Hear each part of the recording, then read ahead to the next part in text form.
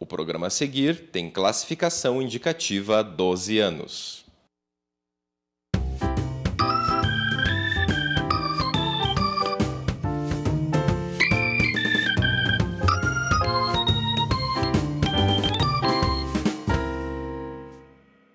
Olá, direto dos estúdios do Polo de Comunicação da Universidade Federal do Paraná, está começando mais um programa Cobras e Lagartos. Eu sou o Ney Hamilton, esses são os nossos comentaristas Mário Negrão, Hugo Mengarelli. Infelizmente, hoje estamos desfalcados do Belmiro Valverde, ele estará aqui na próxima semana no nosso próximo programa, se tudo der certo. Senhores, o tema do momento causado por eventos, o Brasil é um país que sofre com espasmos, né? Então, a gente tem espasmos de violência, espasmos de euforia, espasmos de denúncias, espasmos de corrupção e assim segue o barco, né? Nós vivemos não num país, mas numa montanha-russa, né? E vou começar com você, Mário Negrão. Há alguns dias nós vimos em todos os telejornais um relato de um assassinato de um jovem em São Paulo cometido por um menor de idade, que quando foi preso já havia atingido a maioridade. E veio aquela discussão nacional, mais uma vez, com relação à redução da maioridade penal, quer dizer, de quando as pessoas podem ser penalizadas por cometer um crime. Lembrando que em países como a Dinamarca, que está longe de ser um país incivilizado, a maioridade penal é de apenas 15 anos. Na Polônia, 13 anos. E assim vai. Nos Estados Unidos, a maioridade penal varia de estado para estado. Mário Negrão, essa questão da maioridade legal penal deveria ser revista no Brasil também? Está na hora de reduzir a maioridade legal ou você é contra isso? Não, sou absolutamente a favor, sim, mas assim, com uma restrição. Que se discuta com muita calma mesmo, o que constitui maioridade, né? Tanto penal quanto, porque, ao meu ver, é impossível discutir maioridade penal sem discutir maioridade no sentido mais amplo primeiro, né? Uma coisa eu tenho certeza, não tem nada a ver com a idade cronológica de uma pessoa, né? Então, já essa metodologia de estabelecer 15 anos, 18 anos, 16 anos ou 17, o que for, isso está sempre fadado a erro, né? Porque é impossível você aquilatar a maioridade de uma pessoa simplesmente pelo número de anos que tem de vida, né? Até porque tem gente com 30 anos de idade com idade emocional mental de 12, 15 anos, né? Tem gente que é adolescente sempre, né? Não, eu, graças a Deus, com 66, posso dizer que não cheguei no juízo mesmo e temo o dia que eu for um homem ajuizado, porque eu realmente acho que eu morri. Mas também o que você... Mas se você cometer um crime, você pode ser imputado por isso, né? Posso. Porque isso não quer dizer, esse tipo de loucura não quer dizer que o cara é um criminoso. Porque isso cai justamente o que é maioridade. Por exemplo, para o Kant, né, maioridade tinha um significado, né? Para um jurista pode ter outro. Então, pelo psicólogo, pelo psiquiatra, né, a maioridade vai ter outra. Então, precisava de uma discussão muito ampla, que a gente até no decorrer disso aqui, para não delongar demais já de cara, assim, né, eu tenho umas ideias sobre isso, a gente pode discutir, né, o que consiste, na verdade, a maioridade. Mas uma coisa eu posso dizer, que a maioridade, como, digamos, talvez um ponto de partida para uma discussão, a maioridade é a consciência do outro, né? Porque a consciência de si já é atingida na menoridade, mas a consciência do outro e a consciência social talvez seja um momento da maioridade mesmo. Mas como que isso pode ser avaliado no sentido jurídico e ter um peso, né, que determine, né, a imputabilidade e tudo, claro que é uma discussão bem ampla que nós vamos tomar aqui hoje. Uhum. Mas, de cara, sim, idade não tem nada a ver com maioridade. Uhum. Hugo Mengarelli, o Brasil deveria rever a maioridade? O Brasil deveria rever a ECA, não? O Estatuto da Criança e do Adolescente, que a mim me parece que é um grau de perversidade muito grande. Rever a maioridade me parece que como um rapaz de 16 anos pode votar e não pode ser culpado de crimes.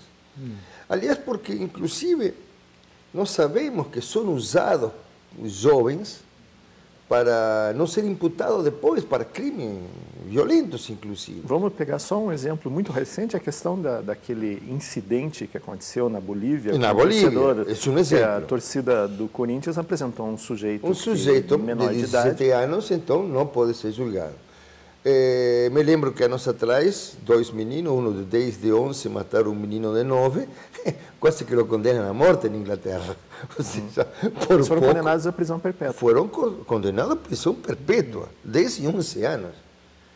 Eu acho que o que você disse, Mário, está certo. Assim, a idade biológica com a idade subjetiva das pessoas muda muito. Você encontra pessoas de 50 anos e dá a impressão que está falando com um menino de 14. Mas a justiça tem que tomar uma média. Eu acho que 14 anos para mim seria maioridade. Porque para não usar, ou talvez menos, para não usar essas crianças como estão sendo usadas no crime hoje em dia. Tem que se rever tudo isso, não? Porque a mim me parece que há uma margem de possibilidade, nossas leis permitem. Bom, se nós vamos ver, por exemplo, estes caras do Carandiru que mataram 111 pessoas, não estou dizendo que era o melhor que tinha o país, que morreram, mas como foram mortos, não? Que foi um assassinato. Foram executados. Executados. 20 anos para ser processado, vai ter 10 anos mais para ser julgado novamente. Gente, isso é piada, isso é gozação. Então, evidentemente que junto com a questão dos jovens, nós deveríamos ver um pouco mais a questão de nossos institutos jurídicos, porque me parece que está fazendo água o barco, e está fazendo muita água, né? Ou seja, um coronel, que era o Biratã, que foi o responsável pelo... Quem deu a ordem. Que deu a ordem de ataque e assassinato, foi condenado a 600, não sei quanto, 40 anos, acaso? Bom, uma coisa acima assim. de 100 anos. A juíza assinou um papel, o cara ficou na rua, mas como é isso? Aonde estamos? Não? Não dá para... Então, são um monte de coisas. Eu concordo contigo, você tem que discutir muitas coisas, Mário, e não só isso, mas muitas coisas, não? E na Argentina está havendo um processo, não sei se vocês sabem, que de repente se está politizando a questão dos juízes, ou seja, vão ser escolhidos pelo povo. E isso está dando um furor, porque o povo tem condições de escolher um juiz, ou se vai escolher politicamente, ou seja, como também se escolhe hoje politicamente. As diferenças não são muitas, me entende? Ou seja, deveria existir uma coisa... Parece que o executivo está por cima da questão judicial, e o judicial tem que ser uma coisa absolutamente separada, mas assim mesmo tem que ser revista pelo legislativo, tem que ter uma participação mais ativa em torno disso, mas os compromissos são tantos que está aí se arrastando e não passa absolutamente Mário, nada. Uma criança, vamos diminuir um pouco essa idade que pode ser, onde pode haver a imputabilidade de uma pessoa. Uma criança pode e deve ser responsabilizada por um crime? Ou ainda existe aquele conceito quase que onírico de que uma criança é uma coisa pura, é um livro aberto, um livro branco? Ou nós vamos mais para o Henry James e a volta do parafuso, que existe um grau de perversidade? Aí que está, eu acho que todo o foco da discussão. Quer dizer, a discussão acho que fica produtiva quando a gente consegue achar o objeto correto dessa discussão. Por exemplo, se o objeto for definir, né, por exemplo, que idade que uma criança tem consciência de um crime ou de si mesmo, isso vai levar a uma discussão infinita mesmo, né? Eu acho que nós temos que ir para um outro campo, que é um campo que podíamos chamar da finalidade do direito, né? Que inclusive é o título de uma obra muito importante no direito do Jhering, né? A finalidade, qual que é a finalidade, então, de se imputar uma sanção? Se você tiver intenções de recuperar o cidadão, isso vai guiar o nosso raciocínio para um lado. Se você tiver a finalidade do direito é excluir esta pessoa do convívio social e prevenir com que faça mais crime, cometa mais crimes, a nossa discussão vai tomar outro caminho. Né? E se se nós vamos entrar para o caminho do Foucault, né, e dizer que a nossa finalidade é apenas de punir, né, de atribuir uma punição à criança, a discussão toma terceiro rumo ainda. Eu escolho, para simplificar, né, eu escolho o segundo, né, essa coisa do meio. Quer dizer, primeiro que eu acho que recuperar uma pessoa, a finalidade do direito não é de recuperar criminoso, porque a prática mostra que isso não funciona, né? Eu acho que a coisa mais certa é você excluir do convívio dos outros cidadãos aquele que não consegue se comportar. Embora a sociedade veja, tem uma visão do Foucault, né? A sociedade vê a prisão como uma punição. Uma punição. Mas se você vê punição, aí você vai entrar nas coisas do ECA, que você está fazendo crueldade com a criança, e leva uma discussão infinita também. Não fica mais simples você disser o seguinte: vamos simplificar. Essa criança cometeu um crime, não queremos nem recuperá-la, nem castigá-la, só queremos impedir que ela cometa mais crimes. E isso significa excluí-la do convívio das pessoas até que ela mostre essa capacidade de se reintegrar na sociedade, se é que vai mostrar algum dia, não é? Aí nós temos que seguir o princípio da proporcionalidade, da dosimetria, que o castigo a sanção é proporcional ao crime, mas a sanção aqui é exclusão da sociedade, não é? Então, eu acabo ficando com a opinião não muito diferente do que está acontecendo agora, né? Que é colocar a criança dentro de instituições que excluem a criança do convívio das pessoas e, de uma certa forma, tenta recuperar ela, infundir conceitos morais, educá-la. Mas aí você cai num outro problema, que é justamente, quer dizer, essa criança... Eu não vejo outro jeito, ela completa 18 anos e ela é automaticamente... Não, aí que está o negócio. Né? Aí ela espia seu crime. Aí vai o grande crime de toda a ciência, né? Que é a misturança de categorias, né? Sim. Por exemplo, se a gente atribui que a gente quer excluir uma pessoa da sociedade com um intuito preventivo para que ela não crie mais crimes, não é porque atingiu alguma idade mágica que agora ela está isenta desse perigo. Né? Os critérios que vão determinar isso vão ser outros. É assim que o nosso sistema legal funciona. E eu acho que é aí que está o erro. Porque é aí que você vê que existe uma mistura de critérios, né? Você está tomando um critério puramente biológico, né, para um outro que seria um critério puramente sociológico, né? Eu acho assim, na minha opinião pessoal, né, porque vale isso aí. Porque eu não entendo muito desse assunto, não sou jurista, não entendo, sou só um curioso. Né? Estamos todos nesse... Sou só um curioso. Mas eu penso assim, quando é que você exclui uma pessoa do convívio das outras por ter cometido um erro? Por exemplo, se um de nós aqui seguir à risca as instruções na tela aí, antes, quer dizer, nós cometemos impropriedades sexuais ou ficamos violentos, Violência. Ou eu ataco você com a minha gravata ou qualquer coisa, por quanto tempo eu vou ser excluído do programa? Né? Entramos num princípio querido do direito, né, que é o princípio da proporcionalidade, quer dizer, essa exclusão é proporcional ao crime, e até que se prove, além de qualquer dúvida razoável, que essa pessoa não vá mais cometer o mesmo crime. Né? É muito difícil, mas nós temos que desenhar uma linha vermelha em algum ponto, quer dizer, a criança tem que ser excluída mesmo. A outra coisa que eu acho muito importante é aumentar as sanções com relação aos pais, aos responsáveis. Porque, afinal de contas, para mim parece também um salto epistemológico muito grande aí, você pegar uma criança, botar ela na cadeia e não fazer nada com os pais que criaram esse monstrinho, não é? Ou deixaram de criar esse monstrinho. Eu acho que responsabilizando os pais de uma maneira muito mais crítica e muito mais incisiva, quer dizer, os pais vão para a cadeia junto com as crianças, né? E na medida que os pais também são severos... Não na mesma cela. Né? Na mesma cela, melhor aí, né? Aí fica poético já a justiça, né? Que esses pais sejam severamente castigados pela falta de atuação deles como pais, né? Aí eu acho que começa a ficar uma coisa que os pais começam a ficar com mais medo. Agora, claro que isso não vai englobar as crianças que não têm pais ou que ficam soltas na rua, ausentes, né? Mas, para resumir minha opinião, de toda essa dificuldade, eu só encontro esses três critérios, esses três caminhos, que levam a caminhos totalmente diferentes um do outro. Primeiro princípio, esses caminhos não podem ser misturados, as categorias não podem ser misturadas com a outra. Você vai ou castigar, ou prevenir, ou excluir. Você concorda com isso, e até emendando assim, quer dizer, como é que você determina a maioridade penal de uma pessoa? Quer dizer, você simplesmente é uma escolha, digamos assim, grosso modo falando, aritmética. 16 anos, 15 anos, 14 anos, quer dizer... Eu não sei se seria necessário falar isso. Eu acho que deverias passar por um processo e ver. Cada caso é um caso. Cada caso é um caso. Isso é o que fazem os ingleses. Eles têm, para mim, o direito mais se podemos falar, não existe perfeição, mas mais civilizado. Perfeição, mais civilizado, são os ingleses, que trabalham com o veterinário. Ou seja, para cada caso, de repente, aparecem elementos a quais há que ter presente.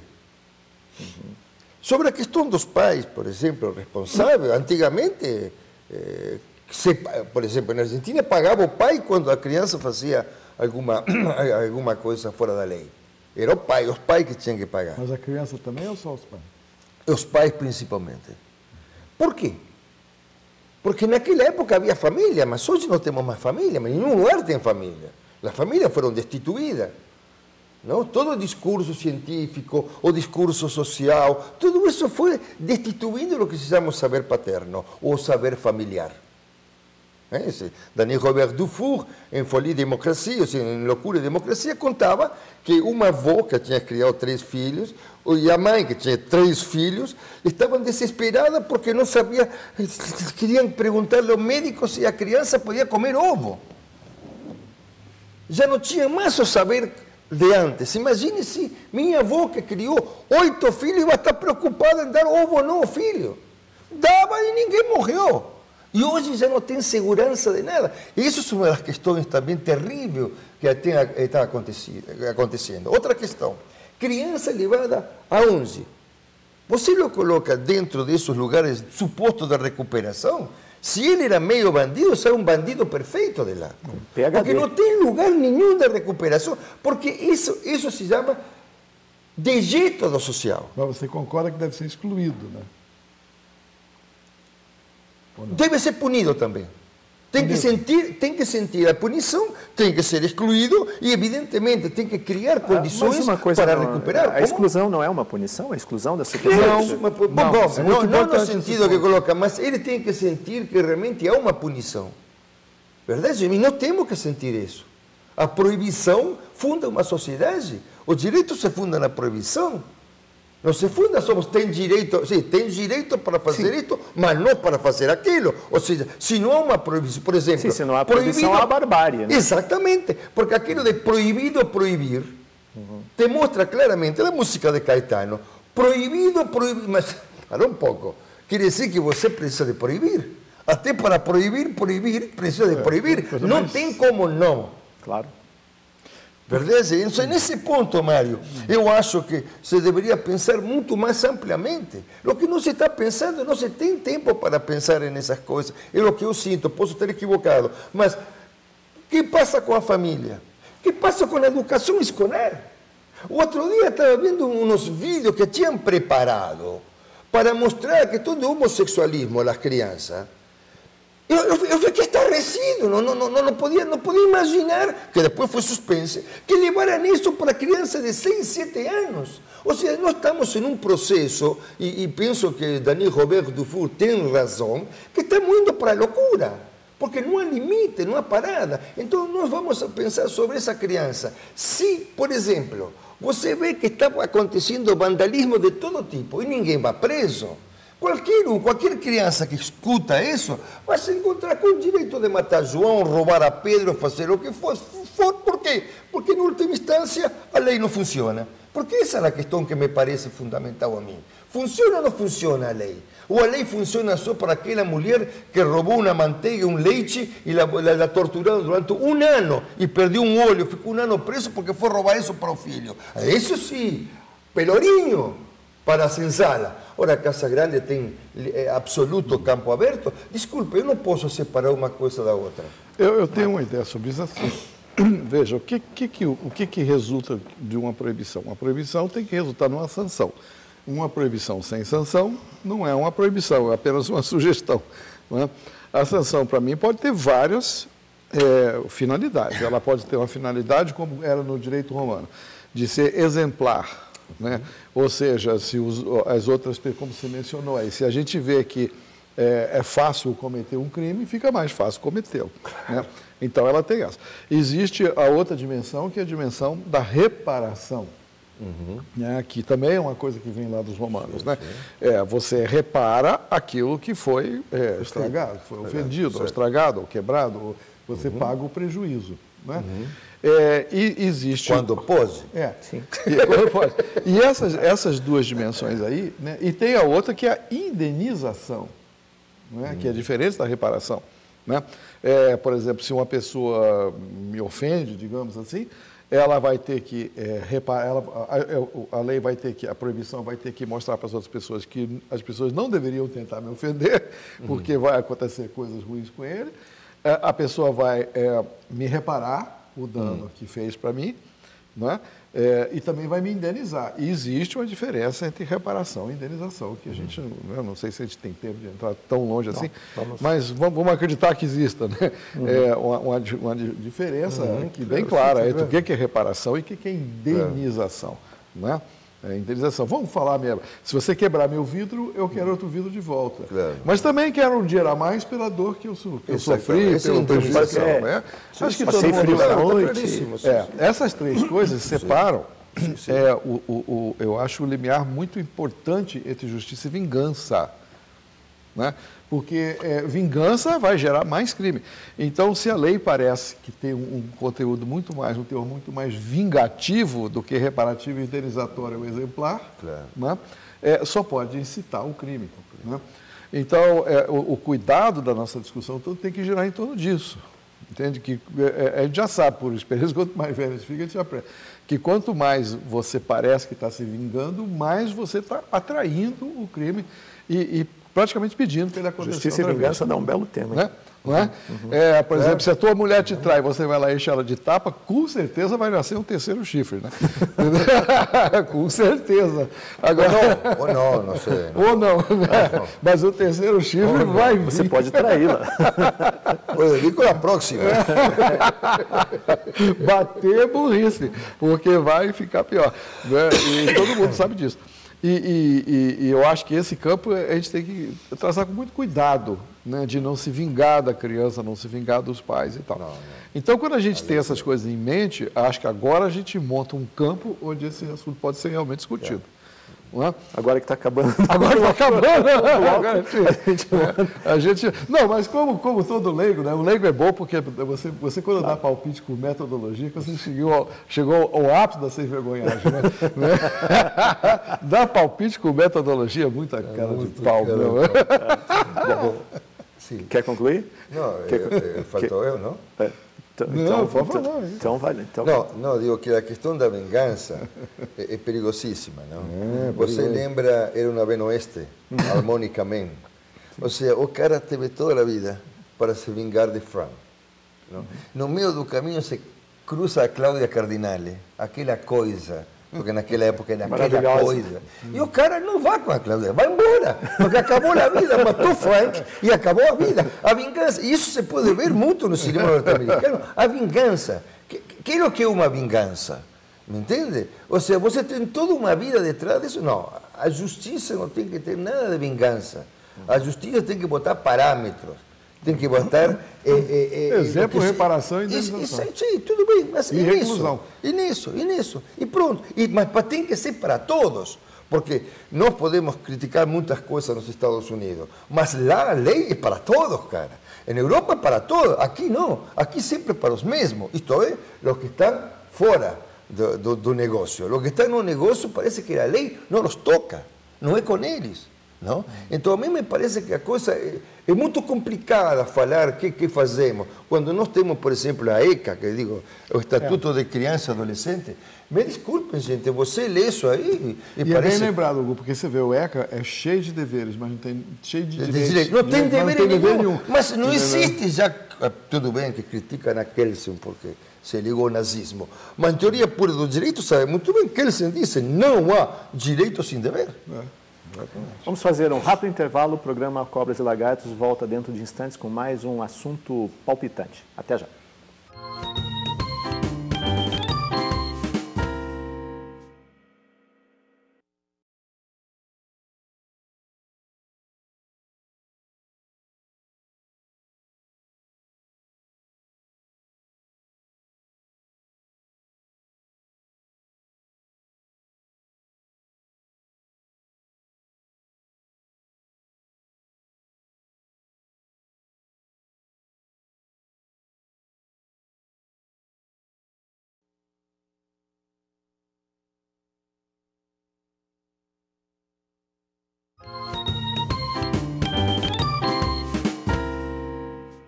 Temos. Voltamos com o segundo bloco do programa Cobras e Lagartos, lembrando aos telespectadores que os temas que nós discutimos aqui não são previamente apresentados aos nossos comentaristas, mas eu vou seguir uma sugestão do Mário nesse bloco e vamos falar sobre ira, sobre a raiva, Hugo Mengarelli. Nós tivemos recentemente nos Estados Unidos mais um atentado, mais um caso de pessoas atingidas por atos insanos.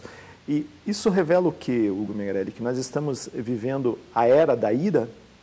Não, sim, evidentemente nós vivimos uma era muito particular. Por quê? Porque vivimos uma era, e nos cansamos de falar aqui, de falta de valores, né? Ou seja, falta de parâmetros, ninguém mais sabe lá para onde tem que ir. Mas eu acho que isso sempre esteve presente no humano, não? Ou seja, Schopenhauer disse, né, que momentinho de paz na história da humanidade é o mínimo. O resto, nós sabemos que vivimos de guerras em guerras, internas, externas, como for. O que surpreende é que nós temos na televisão horas de supostos dois meninos que não se sabe muito bem o que aconteceu, porque está muito mal contada as histórias, como foi o 11 de setembro também. Não foi muito bem contada as histórias. Me lembro que na CBN espanhola apareceu um coronel de Bush e apareceu também um professor de Massachusetts, e o professor faz uma denúncia impressionante, que ele interessava a Estados Unidos e Afeganistão porque estavam criando o famoso oleoducto, oleoducto, acho que oleoducto era, que o centro dos 5 países de Afeganistão, e tomar Afeganistão era fundamental para estar. Puta, como que? Ou seja, e foi através das torres caindo que Estados Unidos toma Afeganistão. Então, há que ter muito cuidado. Eu estava lendo, como consequência da morte de Hugo Chávez, um jornalista norte-americano falando sobre como se lhe dá importância a lo que passa em Venezuela e não se fala nada do que passa em Colômbia, que é 50, 100, 1000 vezes pior que o que passa em Venezuela. Mas Colômbia é um país que é amigo dos Estados Unidos. Então, como tal, não se pode falar dessas coisas. Ou seja, nós continuamos a mesma coisa. Ou seja, acontece nos Estados Unidos um ato, morreram uma criança e 2 adultos, tudo bem. Caem as bombas em Iraque, morreram centenas de crianças e adultos, ninguém fala disso, me entende? Então, há que ter muito cuidado com esse tipo de coisa. Que violência é essa? Não?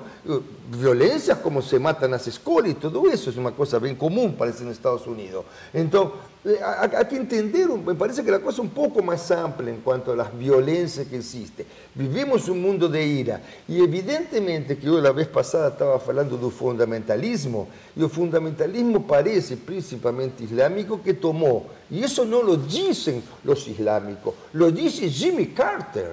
Jimmy Carter disse: que quer que sejamos para esses povos que bombardeamos, aterrorizamos, perseguimos? Somos o diabo para ele. Isso lo disse Jimmy Carter. Quando da invasão, perdão, quando da invasão da embaixada norte-americana inteira, foi exatamente isso. Isso foi só que no 91 ou no 93, por aí, fez essa declaração, verdade? Então, me desculpe, pega você, não foi no 91, no 93 vem o senhor Kissinger dizer que eles sempre se acharam representantes da liberdade e que por isso foram pelo mundo todo a tratar de impor-la. Pelo amor de Deus, isso não é imperialismo? O imperialismo é só coberto pela palavra liberdade. Então, eu não sei, a violência está, claro que está hoje mais que nunca, mas pelo amor de Deus, Estados Unidos está recebendo o bumerangue, o que eles jogaram está caindo em cima. Eu sei que a criança que morreu, as pessoas que ficaram, não têm a culpa de tudo isso. Por favor, nunca estive a favor de nenhum tipo de terrorismo, mas quero dizer, é um retorno. Me desculpe, eu mato, alguém me mata, eu me mato. Não, eu apenas citei o exemplo dos Estados Unidos, mas poderia ter citado um caso que aconteceu em São Bernardo do Campo nessa semana. Uma dentista foi assaltada, os bandidos foram até o caixa eletrônico, perceberam que ela tinha apenas R$30 na conta bancária, retornaram ao consultório dela e atearam fogo. A moça morreu queimada. Quer dizer, um momento de ira, quer dizer, uma coisa inexplicável. Mário Negrão, que era esta? Olha, eu acho que nós estamos na era da ira, sim. Você tem toda a razão, acho uma expressão muito apta. Porque vamos buscar aqui uma definição, pelo menos psicológica, de ira, né? Qual seria a diferença entre ira e raiva, né? E ódio, né? São três coisas que parecem ser sinônimas, mas na verdade encerram diferenças grandes, né? Só para simplificar assim, para não estender demais, a ira é uma raiva onde o foco foi ampliado, né? Eu tenho raiva de alguma coisa específica, de alguém especificamente, ou de algum evento muito bem encapsulado e delimitado, né? Na medida que esse foco se amplia, que fica miópico, né? E as fronteiras começam a ficar esfuziadas, né? Eu posso entrar pela ira. Por quê? Porque é o objeto que controla a nossa raiva. Veja, se eu estou com raiva dessa mesa, eu vou dando soco nessa mesa até ela quebrar. Na hora que a mesa quebrou, eu vou dar soco em quê? Não é? Então, isso, se o meu objeto, se eu amanheci com ódio dessa garrafa aqui ou desse copo, né? Quando eu quebrar o copo, eu não tenho mais razão de ter raiva. Né? Mas tem uma frase latina para isso, ira furor brevis. A raiva ou a ira é uma loucura de curta duração. Exatamente, exatamente. E aí, mas a ira tem uma coisa, na ira, depois de destruir o copo, eu vou olhar para você já com o olhar comprido, entendeu? Eu vou olhar para o câmera já com o olhar assim, né, guloso, querendo mais. Então, na medida que perde-se o objeto, o aí objetivo, você é um serial killer. Né? Aí fica cada vez mais ampla. O exemplo, aí alguém podia perguntar qual seria o limite extremo da ira? A guerra, né? Onde todos os objetivos foram perdidos. Né? Um soldado, eu trabalhei uma época na minha vida com veteranos do Vietnã. Né? E lá eles não estavam lutando contra o capitalismo nem o comunismo mundial. Quem faz isso são intelectuais que não tem nada melhor que fazer e ficam sentados numa cadeira discutindo sobre, né, o socialismo mundial. Mas o Vietcong e o soldado americano ali estavam apenas a fim de salvar suas peles e voltar para casa. Ninguém estava com ideal nenhum. Os norte-americanos sim. Ora, os vietnamitas sabiam muito bem. Os vietnamistas sabiam o que estavam fazendo. Claro, como que isso foi fruto de conversa com eles mesmo, né? Não com Vietcongs, mas tudo bem. De qualquer maneira, assim, na medida que o foco vai se expandindo, né, a ira vai se alastrando. Porque a ira é uma raiva fora do controle. Né? Já o ódio, não. O ódio é a ira com um plano. Controle, claro. Com controle excessivo, com um plano maquiavélico e tal. Então, quando a gente... Isso é um lado. Agora, a gente podia buscar uma definição bioenergética de ira também, né? Quando sentimentos negativos se acumulam dentro da gente busca uma descarga. Aí a ira se presta muito bem, que a ira é como um raio, né? Ela vai na coisa mais pontuda, mais próxima de mim, e existe aquela descarga energética que é, de novo, sem objeto, né? E sem objetivo, né? Onde a pessoa tem uma finalidade de descarga. Agora, vamos aplicar isso a Boston. Né? Não aplica em nenhum desses critérios, porque ali não foi ira. Né? Ali é ideologia mesmo. Porque, veja, esses rapazes foram buscar treinamento, né, com entidades ideológicas específicas, né? Receberam um financiamento, o cara era um duro. Né? O irmão mais velho, né? Que inclusive assim, o dia que eu tiver um cachorro, eu quero dar esse nome, Tamerlã, que eu achei lindo esse nome. Né? Tamerlã. O Tamerlã não tinha dinheiro para dar para a esposa. Parece nome de remédio. Tamerlã, né? Anticancerígeno. Tome Tamerlã, fique sã. Tamerlã gotas. Tamerlã gotas, 20 miligramas, 2 vezes ao dia. O Tamerlã não tinha dinheiro para alimentar o filho, nem a mulher. Mas ele tinha dinheiro para passar 6 meses no Cazaquistão, entendeu? Então, é óbvio que eles eram massa de manobra de alguma entidade maior ali que estava financiando eles, né? E é isso que está assustando agora a FBI, que agora que as investigações estão se ampliando. E outra coisa interessante que está surgindo é o seguinte, eles já tinham equipamento para explodir alguma coisa em Times Square. Então, ali existia... Vamos combinar que é um equipamento tabajara, né? Aquilo ali não é arma de destruição em massa. Que vai ser, uma destruição torcidas organizadas. Se tivesse sido uma arma de destruição em massa, não sobrava nem nos corredores, cara. Mas essa foi a grande virada do terrorismo pós-Bin Laden, né? Em que o terrorismo deixou de ter essas dimensões épicas hollywoodianas de querer explodir e passou para o pequeno. E passou para o ato individual de 2 ou 3 loucos que estão só apoiados como a Al-Qaeda faz isso mesmo, né? Ela apoia alguns loucos e deixa que eles agem por conta própria. Assim eles ficam impunes, né? É mais barato e é muito mais difícil de pegá-los, né? E isso foi assim, a genialidade perversa do Bin Laden, ou de quem inventou essa coisa, que deu um novo rumo para o terrorismo que nos assusta hoje. Então, o que eu quero argumentar é o seguinte, que isso não é ira, isso é ódio, né? Porque isso segue um plano, isso segue uma determinação, isso tem objetivos claros, né? Então, esses meninos estão incluídos, o que é assustador, não é dois malucos, dois Loki que chegaram lá e jogaram uma bomba cheia de prego numa panela de pressão e machucaram e mataram algumas pessoas. Não é isso que assusta. O que assusta é que agora qualquer louco pode ter acesso à internet e acesso à internet não é como fazer uma bomba, porque isso ele aprende na escola, não é? Se quiser, não é como fazer uma bomba. Como comprar bomba atômica. É como você ter acesso a financiamento, apoio e treinamento sistemático, não é? E sistematizado. Que qualquer um de nós pode chegar em casa agora, botar no Google terrorismo e entrar para uma seita dessa e já começar a acompanhá-los, né? E ser financiado. É isso aqui que é no Brasil seria muito mais fácil você ser terrorista, porque a facilidade... Entra para a torcida organizada aqui. Não, e a facilidade com que você consegue armas no Brasil é espantosa. É muito mais espantosa. Quase como você... Olha, algumas pessoas podem ficar até com raiva de mim de dizer isso aqui, porque eu gosto de dizer coisas raivosas para as pessoas. Para as pessoas sentirem raiva. Mas assim, eu vejo muito mais proximidade. Eu acho que se o FBI tiver com medo de alguma coisa aqui, é muito mais medo de torcida organizada do que de Al-Qaeda, né? Porque as torcidas organizadas já operam mais ou menos nesse sentido, já fornecem para as pessoas os meios, né? Direto e indiretamente, para que essas bobagens aconteçam, né?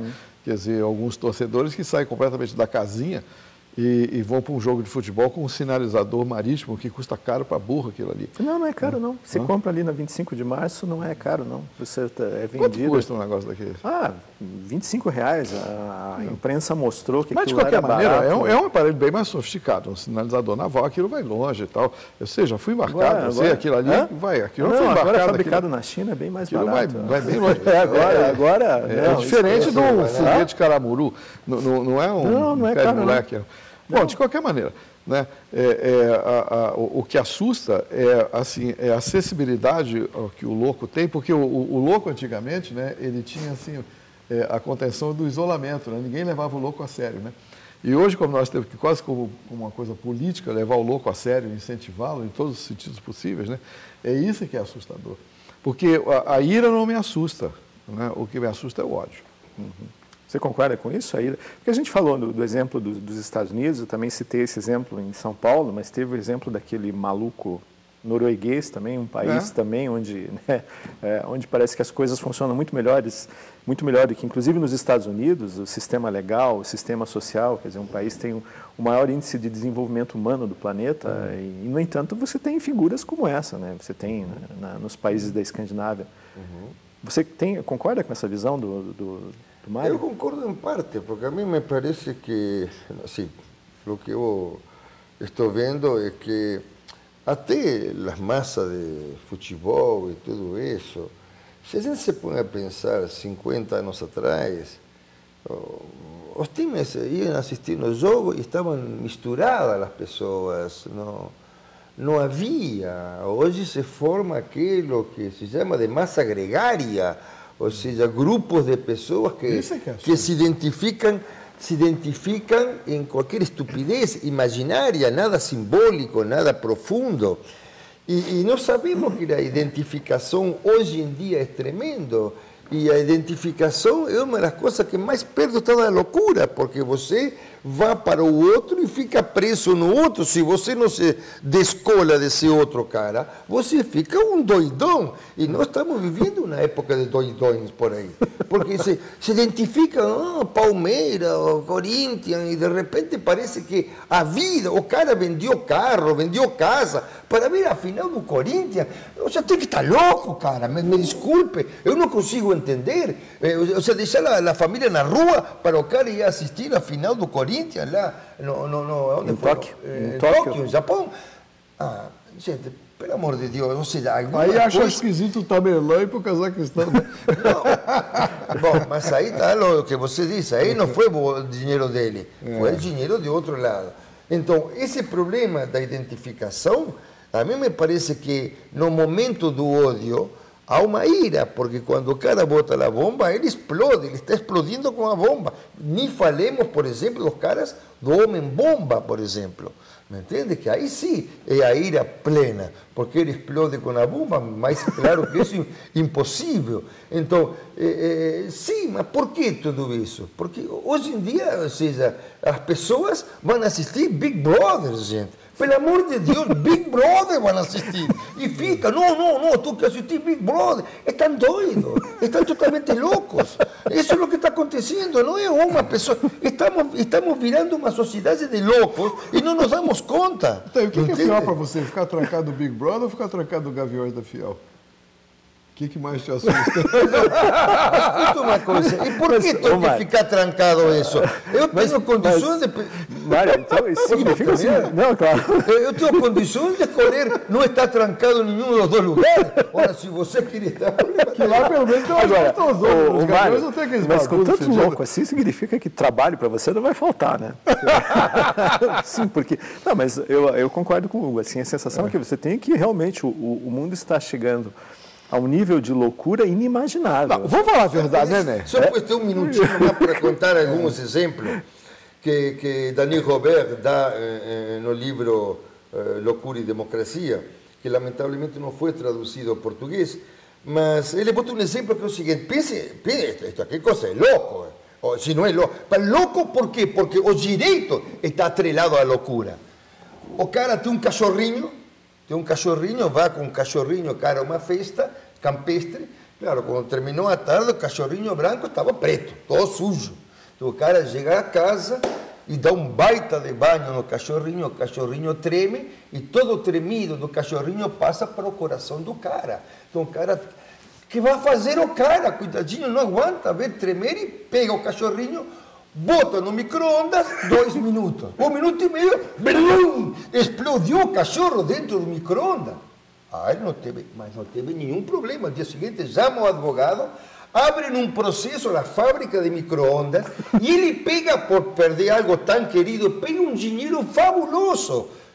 Gente, isso não é loucura? Eu saio daqui e não volto mais, pomba. Deixa eu isso na França, país civilizado, porque aqui passa qualquer coisa, né? Prossiga. Eu queria botar um coxa no micro-ondas, então. Não, eu sou atleticano, mas não está. Mas logo a mim, eu sou coxa. Vou botar o Ney no micro-ondas. Eu não sirvo no micro-ondas, não existe micro-ondas para eu botar. Não, olha aqui, ó. Ser louco é ótimo. Controlado, como diz a sociedade como sempre diz Raulito. A única coisa que não dá para misturar é loucura com maldade. Né? Enquanto o louco é maluco, beleza, quer dizer, ele não misturou a loucura dele com maldade, você pode louquear à vontade, que a tua mãe e quem gosta de você te perdoa. Quem não gosta de você não vai perdoar, mas também dane-se, não ia gostar nem se você fosse bom. Para mim, a filosofia de vida é essa aqui. Quem gosta de mim me perdoa, quem não gosta de mim não vai perdoar mesmo, então dane-se. Então, louco sem maldade é artista, né? Olha, eu me lembro há muitos anos atrás, eu tinha uma paciente que chegou para mim e disse isso, assim, eu tenho pena de você porque você não é louco. Não é? Porque você quer me curar, né? Porque eu vou me comportar, porque você, minha família, todo mundo está me enchendo a paciência aqui, né? E vocês querem que eu fique mais comportada. Eu estou vendo que eu sou muito castigada por ser como eu sou, né? Então, você vê que isso não é um discurso de um louco também, né? Não é nem o discurso de uma pessoa louca, é o discurso de uma pessoa muito lúcida. Claro. Né? Que acaba dizendo assim, mas eu tenho pena de você, porque você não faz o que você quer, você não pensa o que você quer, você não é como você gostaria de ser. Né? E aquilo me atingiu profundamente. A partir daquele dia eu jurei que eu ia dedicar minha vida a tentar ficar cada dia mais louco. Né? Mas nesse sentido, né? Louco de ser livre, de ser feliz. A loucura é ótima, né? E faz falta para todos nós. E não tem coisa mais chata do que você estar perto de uma pessoa que... Mário, me permite agora, loucura com maldade não dá para... Não, né? Claro. O problema não é a loucura. Você não gosta porque de ser louco? Todos somos você loucos. Você não gosta de ser Deixa eu terminar. O problema não é a loucura, porque todos somos loucos. O problema é o que fazemos com a loucura. Ou nós fazemos alguma coisa com ela, ou ela faz com a gente. Essa é a questão, me entende? A mim me parece que isso é crucial, porque loucos somos todos. Raulito é sensacional quando diz controlando minha maluquice misturada com a lucidez. Isso é o que faz um ator no palco. Eu, quando vou trabalhar com um ator, filho, seja louco, controle tua loucura e seja lúcido. Leve ao pé da letra do que Raul Seixas te disse. E é isso. O que fazemos com a loucura, mano? Tanto é que no começo do programa, eles avisam as pessoas para tomar cuidado com isso. Né? A gente fora do estúdio, a gente morde. Né? Cuidado. Então, um conselho para o telespectador. Não coloque a sua loucura no micro-ondas e ligue em potência máxima. E não deixe eu casar com a sua filha. Menos mal. O programa Cobras e Lagartos de hoje fica por aqui. Muito obrigado pela sua audiência, pela sua atenção. Se você quer rever os nossos programas, é só acessar a nossa página na internet através do site da Universidade Federal do Paraná, www.fpr.br. Obrigado e até a semana que vem com mais um Cobras e Lagartos. Até lá.